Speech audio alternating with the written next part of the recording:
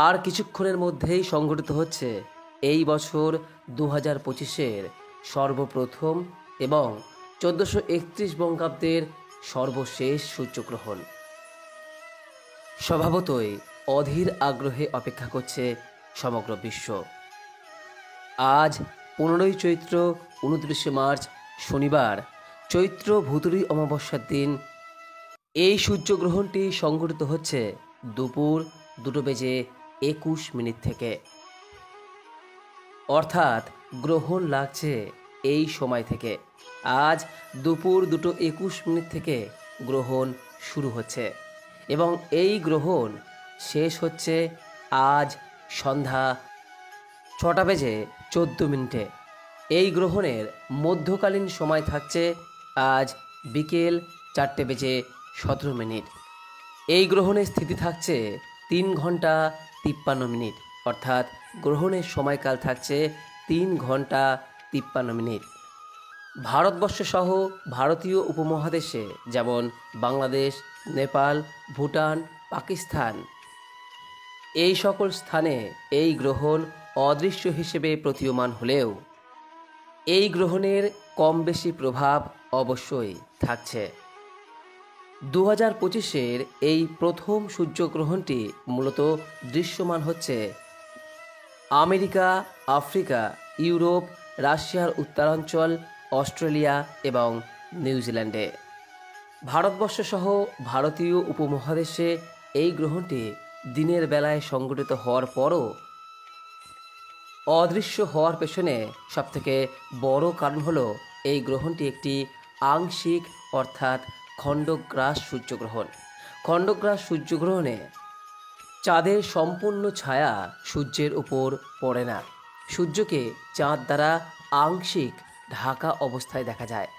আংশিক সূর্যগ্রহণের সময় মূলত উপছায়ার প্রাধান্য বেশি থাকে, তাই এর নাম খণ্ডগ্রাস সূর্যগ্রহণ। এবং এই সূর্যগ্রহণে সূর্যের ওপর চাঁদের একটি অস্পষ্ট ছায়া পরিলক্ষিত হয়।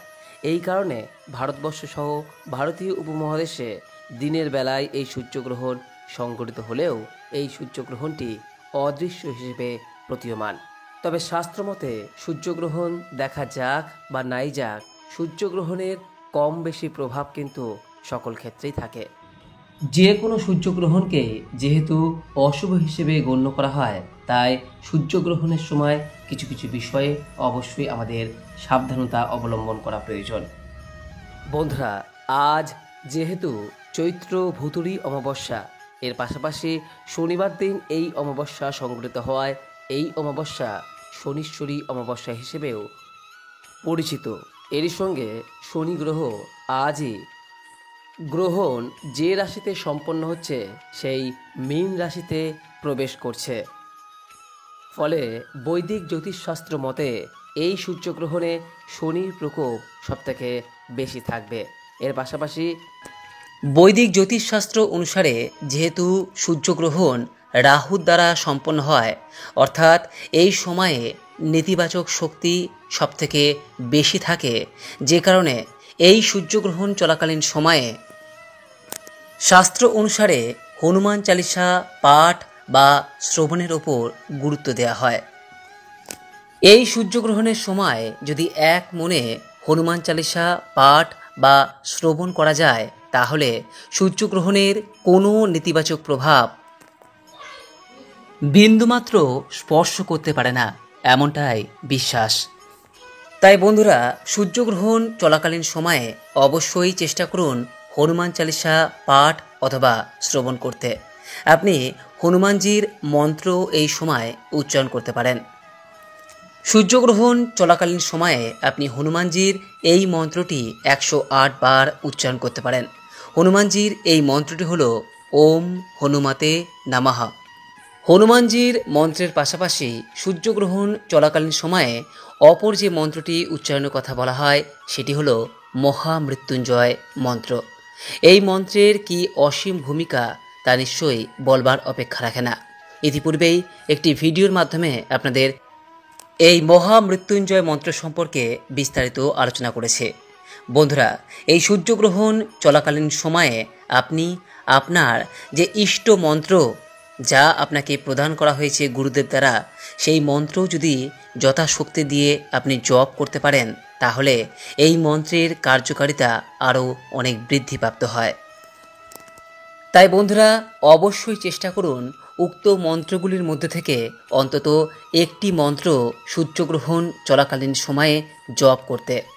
একটি বিষয় মনে রাখবেন যে সূর্যগ্রহণ চলাকালীন সময়ে আপনি মন্ত্র জপ করতে পারেন, ধ্যান করতে পারেন, কিন্তু সূর্যগ্রহণ চলাকালীন সময়ে কখনোই কিন্তু দেবদেবীর মূর্তি স্পর্শ করা যায় না, বা এই সময় পুজো অর্চনাও করা যায় না।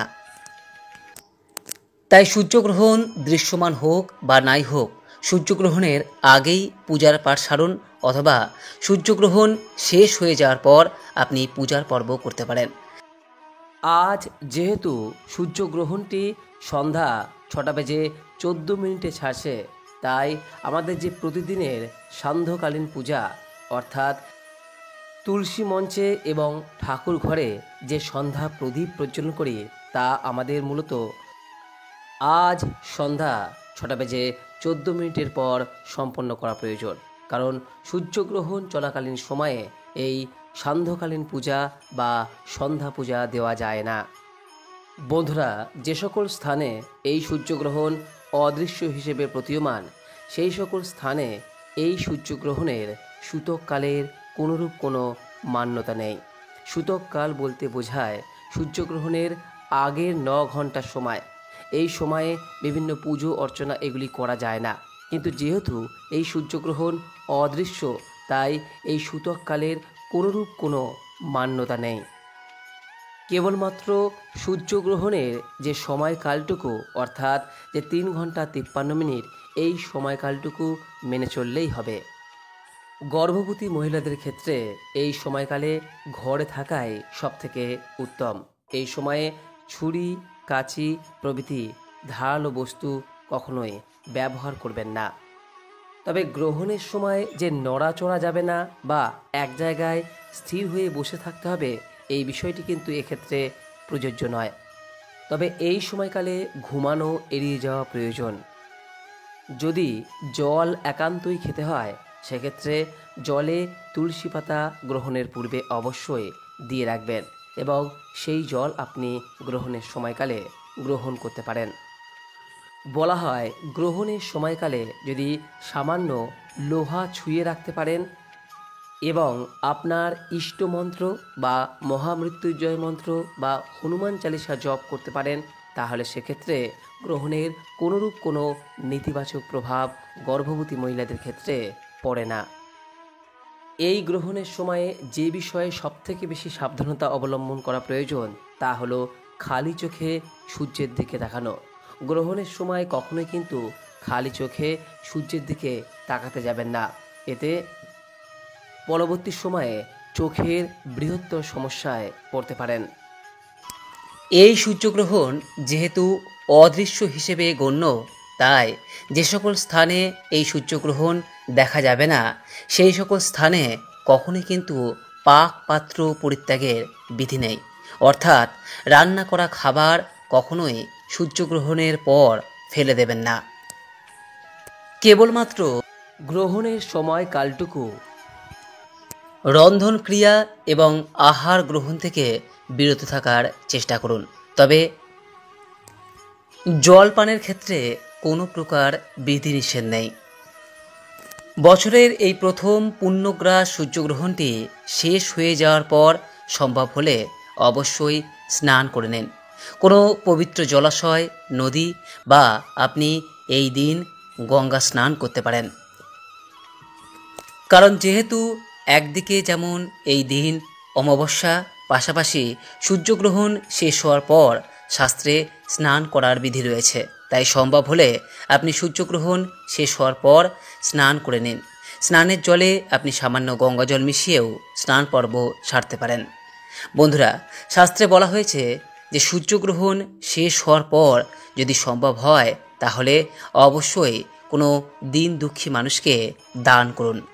এই দিন যেহেতু অমাবস্যার দিন, আর অমাবস্যার দিনে বিশেষ করে অমাবস্যায় সূর্যগ্রহণ যদি সংঘটিত হয়, সেই দিন দান করা একটি অত্যন্ত পরম পুণ্যের কাজ। তাই আপনার সাধ্য ও সামর্থ্য অনুযায়ী কোনো দুস্থ মানুষকে, কোনো অসহায় মানুষকে অথবা কোনো পশু পাখিকে কিছু খাবার দিন।